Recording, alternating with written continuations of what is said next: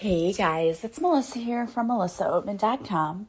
Welcome to another episode of Awaken Your Inner Awesomeness. I am so delighted you're here with me today. Today I'm going to be talking about energy healing. What is it and why do we need it? How can it help us in our lives and why it's so important, especially right now? So I had a few people ask me, what is Reiki? Because they've never heard of it before. They just don't know that much about it. And as you know, a friend of mine have been in the process of trying to open up a storefront. And one of the things we want to offer is energy healing. So my friend does the biofield tuning, which I did an episode about. And I do the Reiki energy healing. And so some people wanted to know, what exactly is that? It's always funny whenever you first talk to people because they'll say Reiki, they mispronounce it. Reiki is actually an ancient Japanese energy healing technique. And it's believed that we are all made up of universal life force energy. And anytime you go about your day, if something happens to you, like someone says something mean to you, or you're around somebody negative, it drains a little bit of your energy. When we work with Reiki, one of the things that I work with are the energy chakras. We have 7 of those. There's actually 8, but really we focus on the 7 main energy chakras. And these are points in the body where the energy is centered. And so you have the crown chakra, which is at the top of your head. There's the third eye chakra, which is in the middle of your forehead, as the name would indicate. The throat chakra, which is in the middle of your throat. Your heart chakra in the center of your chest. The solar plexus chakra, which is right above your belly button, the sacral chakra, which is right below your belly button, and then you have the root chakra, which is at the base of your spine. So these are the main energy points in the body. And when things happen and we're drained of our energy, we can experience emotional and physical symptoms. So for example, and you will see the different energy chakras referred to with different colors. They have color chart because that's the color of energy. If you were to look at someone's aura, we all have this auric field around us. You'll see different colors. And so the color of the crown chakra is a sort of purplish color.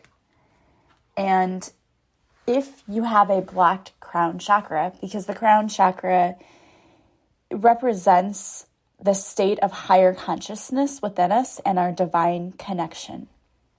When it's imbalanced, you can experience cynicism, a disregarding of what is sacred, mindlessness, and feeling disconnected from spirit. And then you have the third eye chakra. Again, this is in the center of your forehead, in between your 2 eyes, and it is an indigo color, the color of this energy. And it represents your intuition and your foresight. It is what helps us to be open to our imagination and our creativity. So when this is blocked, when you have, the energy in this chakra is not shining as brightly as it should be, you can experience a lack of direction and a lack of clarity in your life and even a lack of creativity. Then you have your throat chakra. This chakra is a pale blue color, and this is all about speaking and communicating clearly and effectively. So if you are experiencing a blocked throat chakra, you can experience shyness, the need to withdraw, isolation. It can also be associated with arrogance and increased anxiety. When this chakra is blocked, it's usually because we're not speaking our truth. We're not saying what we need to say. And then you have the heart chakra. This is associated with the color green. It represents love, self-love, and it governs the relationships in our lives. If you have a blocked heart chakra, you might be experiencing depression, difficulty in relationships, and a lack of self-discipline. You may have low self-esteem as well. The solar plexus chakra is next, and this is associated with the color yellow, like the sun, which is why it's solar. This is the main area where we experience self-esteem. And it's also the area where we experience pleasure. So when this center is blocked, you might experience a lack of self-esteem, lack of control, manipulation. So you might have a tendency to be manipulative of others and misuse your power. Because really, anyone who tries to control someone else has a lack of self-esteem. If you thought highly of yourself, if you had a lot of self-confidence, you would not need to control others. And not only do people with a blocked solar plexus chakra manipulate others, but there's two things. Either they are manipulative or they are easily manipulated. There's just always an issue around manipulation. So if you are lacking self-esteem, you can be easily manipulated. Or sometimes people with low self-esteem want to manipulate because they have to feel the need to be in control because they weren't in control somewhere in their life. Then you have the sacral chakra. This is associated with the color orange, and again, it's below your belly button. This is also associated with creative and sexual energies. This is where most people call it the pleasure center because we experience joy and creativity and all of those other things from this particular chakra. If you are blocked in this chakra, you might feel a lack of creativity or repressed creativity. You may have some sort of sexual dysfunction. You may have no intimacy in your life, or you may feel isolated emotionally in your life. And then the last one is the root chakra, and this is the one that is located at the base of your spine, and it's associated with the color red. And this chakra provides the foundation for which we build our life. It is all about your security, whether it's financial, it's your basic essential life, the things we need to survive in life, your food, water, money, all of that. It's your stability. If this is imbalanced, then you may feel scattered, like your energy is everywhere. You may experience a lot of anxiety and fear. You may have money issues because you're just not grounded in the here and the now. And that root chakra is the reason we don't feel secure because we have a blocked root chakra. And when I say blocked, what I mean is the energy is supposed to be flowing freely through all of these energy chakras in your body. And what happens is, as I said before, something happens in your life, you feel drained, you have been around toxic people, they take more of your energy. And you know what that feels like, especially if you're an empath. This is really a problem because people who are empathic are drawn to other people, or I should say they are drawn to us, who want to take your energy. They want your light. They're usually dark entities, and not that they're bad people, but just that they're not light beings like you are. And so we attract those people into our lives, and they want to try to take what we have.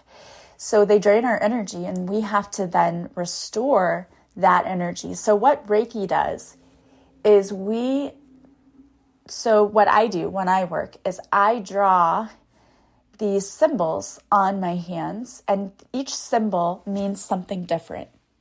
So the first symbol that I draw on my hand is called Shoku-rei. Shoku-rei is the power symbol, and when you draw this symbol on your hands, it represents chi, or the essential vital energy, and it is the symbol that will help boost our energy, and we're able to use our energy to fill your body with the energy that is depleted. And the next one that I use is a distant symbol, because I usually do my Reiki distantly. I don't have to be in the same room with you. There are a lot of people who will say, no, you have to be in the same room and touch people. You don't. It's energy. Energy moves through all time and space. You do not have to be in the same room with anyone in order to feel it working for you. I've had distance Reiki done on me. I've done it on other people. When I was practicing, I did it on my sister in person, and I did it distantly, and she said it felt the same both ways. The distance Reiki symbol is called Hon Shize Shonan, and this you draw on your hand, and it's a very complicated symbol that you have to learn how to draw these symbols on your hands. But it means having no present, no past, or future. It allows you to go back to give distant Reiki, but it also allows you to use it to go back and heal anything that has happened that's causing this blocked energy in this person. The next symbol that I use, that I draw in my hand, is Seiheki. Seiheki is the harmony symbol. The rough translation and meaning of it is earth and sky meet, but it is harmony between the celestial and earthly energy forces. So it's about bringing mental and emotional healing and balance to the body. It's that brain versus logic.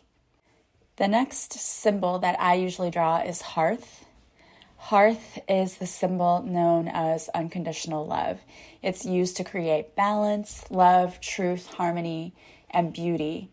So if someone is experiencing a lot of stress, that hearth symbol helps to bring in the balance. And it's most closely connected to the heart because it's all about unconditional love. So if I'm treating somebody who is experiencing issues around the heart, that is one of the ones that is helpful to use for that healing. And then the last symbol that I usually use, and there are more symbols, these are just the ones that I was taught to use and what I was trained in. The last symbol is Zonar, which helps to heal deep emotional scars from the present and the past. So I draw these symbols on my hands before I get started. And then I have you just get in a very relaxed state. So you're lying down, eyes closed. I have soft music playing in the background. I guide you into some gentle breathing exercises just to get you very comfortable and relaxed. And then I envision my energy, that energy from my hands going into the different parts of your body, and I focus on each part of the body. And if there is something that we discussed before I even meet with people, I connect to your energy. And if we've identified that you have blockages in a chakra, or there's certain physical feelings, physical problems you're experiencing, I'll spend more time in that area. And I do go through and unblock each and every chakra as I do the work. And with my Reiki, the last thing that I do is I take you on a 20-minute guided meditation to help you deepen that healing for yourself. If you've never had it done, it's difficult to explain until you've actually experienced it. But it is very relaxing. And if you go on YouTube or even TikTok, there are people who have videos where they will do Reiki on you. And so you watch the video and it's all about receiving the energy. So you have to say yes. I can send energy to anyone, but you don't have to accept it. We have free will. You have to be willing and want to receive that healing energy. And so it's kind of an agreement between our souls that I'm sending you this energy and you want this energy and it's going to heal you. So you can go on YouTube or TikTok to see what other people do. And everyone is different. It depends on who your instructor was. We learned how to do it distantly, and our classes were all online. Some people are in person, and they learned how to do it in person. It's whatever you prefer. Just because it's different doesn't mean it's wrong. there are just different ways that people work. And, it's the same if you go to a chiropractor or to a massage therapist. Everybody works differently. So you have to find what works for you. If you've had it done and you didn't like it, it might have just been that maybe you didn't like the way the practitioner worked. Maybe you didn't want to do it distantly. Maybe you wanted it in person. It doesn't matter. Whatever you want is fine. But you have to find someone who is going to, work for you and that makes you feel better. I personally love it. And I think it's so important to ground your energy and to clear your energy. And you should be doing that regularly. You really should, because we get so depleted. And again, you can do that. There are guided meditations out there. I have guided meditations on my YouTube channel for calling back energy. It's really important to do because we give out so much of ourselves each and every single day, and we need to call that back. It's a form of self-care, really, in doing the energy healing. So I would encourage you to do that every so often. You really need to have that done. It's just important. And right now we're experiencing a lot energetically. There were some solar storms, I think, going on in this past week. And it's so interesting as a teacher, and I'm sure nurses say the same thing. When there's something going on, whether it's a full moon or whatever, because the kids are insane. They act crazy, and they have been this week. So I know there's something going on. I didn't know what. And then Shauna sent me a little thing about what was happening. And I said, okay, that makes sense. So if you've been feeling extra tired, if you've had headaches, if you've had even flu-like symptoms, that can cause these things. It's interesting how much what's going on in the atmosphere affects how you feel physically and emotionally. But yeah, that's been going on. So if you've been feeling off, that's why. And anytime you feel that way, what it's trying to tell you is you need to get grounded. You need to ground yourself. You need to clear your energy. So if you're feeling that way, take some time to do that this week. All right, well, I wanted to pull some cards for you today, and I got a new deck. I got several new decks, actually, and this one is the Healing Energy Oracle by Mario Duguay. And the first card that came out is Unconditional Love. My heart is free from resentment towards others. I open the eyes of my heart and discover the light and beauty in every being. I am aware that suffering can cause distress and hurt in people. I see the pure child in everyone and practice forgiveness. And then we have Divine Light. I am an expression of love and I shine like the sun.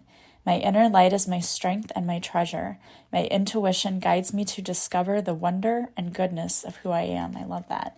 And that is more about your solar plexus. And the first one was your heart chakra. So maybe we need to work on those chakras this week. Again, they have guided meditations for those on YouTube. The last card that came out is Courage. I am stronger than fear and bigger than doubt. I am light and I remain light. I trust in God and stand tall before the tests of life. I grow and become wiser through every challenge. I am a being of new life. I love that. And that one is really all about that sacral chakra and not being afraid and standing in your power. So maybe those 3 chakras need to be worked on this week. And again, there are guided meditations you can do on YouTube. There are a lot of ways you can work with crystals. You can use certain essential oils. Pinterest is a great place to check all of that out. Just say which crystals help with which chakras, which essential oils, even affirmations. They have affirmations you can use to help with clearing certain chakras. So I encourage you to check all of that out. And I hope you have a beautiful day today from wherever you're listening. As always, I am sending you so much love and light. And I will talk to you soon. Bye, guys.